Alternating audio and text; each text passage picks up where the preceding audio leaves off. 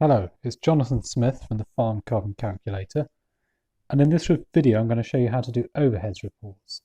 This is particularly useful where you've got more than one product coming out of your farm, for example cereals, dairy and potatoes, and you want to understand the exact footprint of each.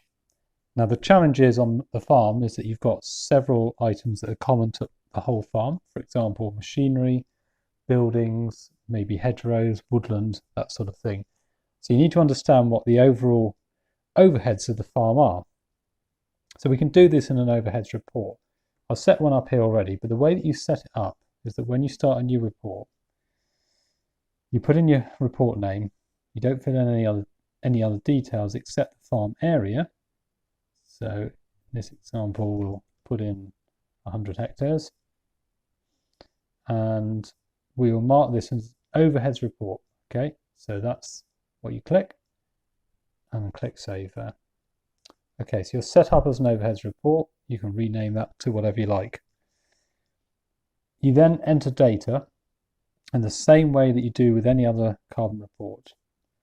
So in this example, I've entered material data in the fuels, in the materials, inventory, and sequestration. So as with normal, you just add an item here. So let's add in some field margins. So we'll have 2,000 meters of 3-meter field margins. And you'll see that that's included there, sequestering 0.4 tons of CO2e. So once you've entered in all the data, as per usual, you can go and view the results.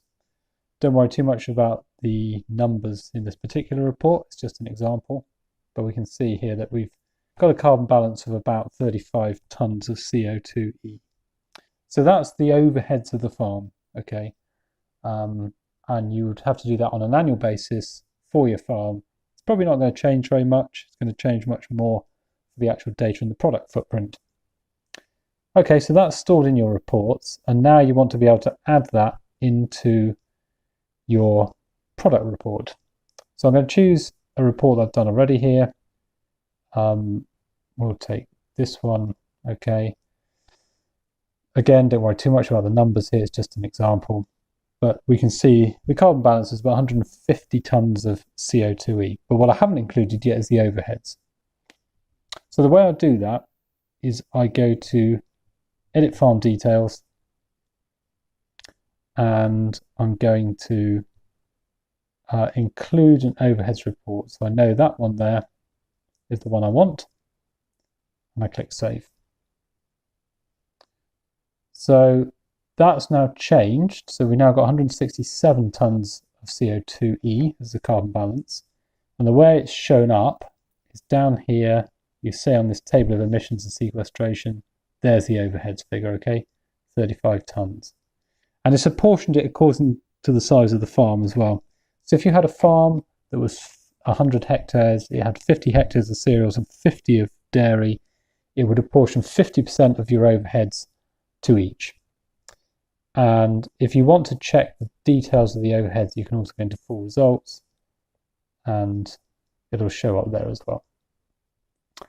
Okay, now something to remember here in terms of your data entry. So that the only way you bring in overheads is through that overheads thing in the farm details.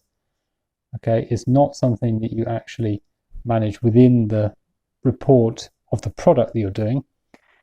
And so on this example on home farm, if this was, for example, cereals, you would just now enter data about your, for example, your fuels, your fertilizer, any processes that are directly related to just producing those cereals.